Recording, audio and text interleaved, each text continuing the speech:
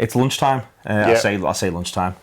I've got no sense of where any time is anywhere in the world anymore, to be honest with you. I am jet lagged into the high heavens at the moment. Didn't have a wink of sleep last night. I am basically 8 hours behind myself, and I'm hanging on for dear life, John.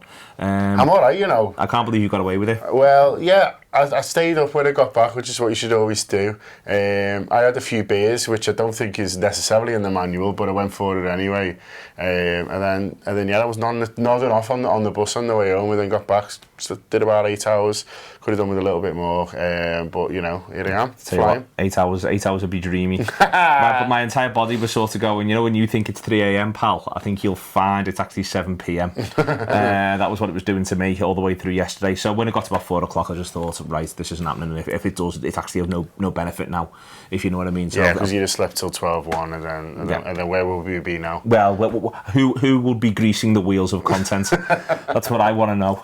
So we are where we are. We're very much back in Liverpool. It's a nice day in Liverpool. Quite bright outside. Yeah, it's lovely. Apparently the weather's been crap since we've been away, but we brought the weather back with us. Oh, that's what we do. The LA sunshine. That's what we do. That's what we're about. And we're a little bit sunburnt, at least I still am, on my big nose. But anyway, it was lovely to be out in Los Angeles and San Francisco and spend the time that we spent out there. We keep saying that, but that's because it was the case. It was true. But we're back now, and we're back looking forward to the season starting. Basically, this is... Yeah, it's not far now, is it? It's like a week and a half. Yeah, nine days to kick off. 2 friendlies this weekend, which is mad in itself. There's the Barcelona game on Saturday, which I'm just dreading.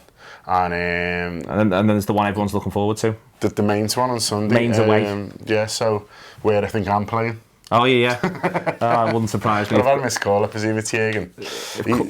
He saw me, you know, we met Jürgen, we interviewed him. For those who don't know, it's on tour player now at the moment. But it's not going anywhere either. But he had put your £5 a month in now. But I think he had a look at me and thought, he'll do me a job. Centre half. I'm playing Kev Stewart there, for Christ's sake. You're taller than Kev Stewart. I am, yeah. I met Kev Stewart, I interviewed him as well. He's not a big fella. I thought he'd be bigger. England's Kevin Stewart. But he's not, but he's a nice young man. Is he? All the same, yeah. It'd be really, really good news when Allardyce gives him a bell. Yeah, well, I presume he has. Yeah. They ring them all early, the key lads. I think it's the first call he made. And they appointed Allardyce and he said, get me Stewart. Yeah. That was what he did. Yeah.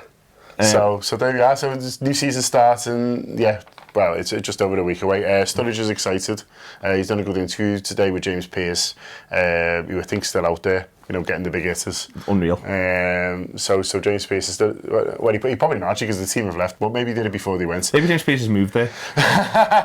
He's probably on the team playing. Pearce, you know what I mean? They save him for the big hitters, but he's done a really good interview with Sturridge, and Sturridge has talked a big game. He says he's going to let his feet do the talking this season, but then let his mouth do quite a bit of the talking too. Got out the way. Yeah. Well, now, yeah. Took the pressure off his feet. So he basically said he's going to be boss next year. He says he wants to be the best striker in the league, and he wants Liverpool to win trophies, and he's feeling boss. That's great. All good. He said some interesting stuff about the training and stuff as well, which I think is worth repeating, because it's worth bearing in mind when we're watching these games. He said in the first game, which is AC Milan, I was so stiff and tense from the first sessions. We trained in the morning, then we did a double session the day before, and he was saying he felt a bit kind of free in the moment. And we need to remember that when we're trying to analyse and sub-analyse these performances, and there's dickheads doing pinks and things like that. You need to remember that it's part of a wider training thing, and they're training really hard. And so, especially for lads like Sturridge, who've maybe had to break and then come back into it, it's actually very intense for them, and so if they're looking a little bit sluggish or not quite at the pace, then that's kind of why, really. But he's still really positive and says he's feeling fitter every day and ready to go. Excellent news. A fit firing Daniel Sturridge would be fantastic. Origi obviously looked great against Roma. So the idea that you've got 2 centre forwards of that class, with backup from Ings and Firmino, if you chose to move them there, it's good times. Good times indeed. Klopp says there's going to be more transfers as well. It's not unexpected. I think we all expected to have at least a left back before the start of the season, but interesting that he kind of confirmed that he's expecting 1 or 2 more in towards the end before the end of the summer, which is good news, because we still do look a little bit late. But I'm basically waffling because the stuff I want to talk about Clatty. What's Clatty done? He's got a European Cup tattooed there. And apparently, so the girl who did it took a picture of him and showed off his tattoo. But apparently he's got other finals and stuff. And he's just living life, isn't he? Living life to the full. I love him. I absolutely adore him. Well, Clatty. yeah, my hero, my mate. Yeah. Mark Clattenburg. I said on Twitter before that I might get a tattoo of Clattenburg showing off his tattoo. That'd be some tattoo. Yeah, Meta. it feels meta, yeah. But at least on a t-shirt. Oh, it's maybe a tall branded one. Rob will be selling them by Monday. Oh, it'd be flying out the door. It's hysterical. I mean, what is he like there, Clatty? He's a remarkable man. Bit of class, and he celebrates his wins. He very much does, and you know what I mean. I thought he gave a great account of himself in the Euros final. Thought he was second to none, to be honest with you, and it was just great to see a Liverpool influence on the pitch. No, it's always fabulous to find out that a Liverpool game is going to be refereed by Mark Clattenburg. Yeah. It's the thing that I always love to see. It's one for the whole city. It is one for the whole city. I think football tends to be the winner. A win for all of Liverpool. So huge love to Clatty if you're watching this, mate, as I'm sure you are. He doesn't just have one subscription, he has two. Really wants to pass the money over.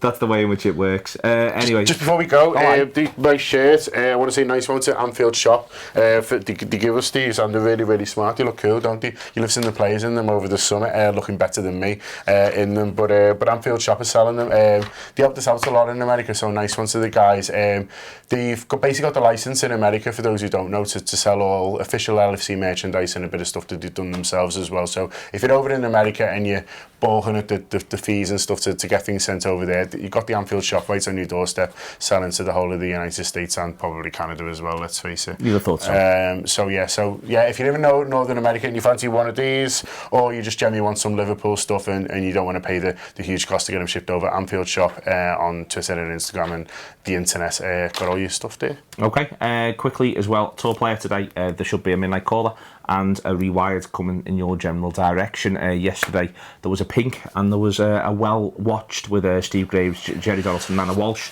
It's terrific, to be honest with you. So all of that's sitting there for you as well. As we sort of teeter towards the end of the week, there's going to be a really good tour and wrap recorded this evening, and I know it's going to be really good because I've spoken to Rob Gutman on the phone for cumulatively 7 hours on the subject. So it better be now. It better be indeed, and that'll be coming out tomorrow. I'm trying to think if there's anything else at all, but I don't think there is. Is that everything? Yeah, just before I finish, just to reassure the San Francisco and LA lads who give me scarves, they've definitely made it back to Liverpool against all odds and karaoke bars. They made it back to Liverpool. I've not brought them in today, but I will bring them in. I'm waiting for Robbo. Robbo's our interior designer, so we'll have high hopes for them. But they will make it to the wall. So nice one to them. Sound. This has been your 4 a.m. video. See you in a bit.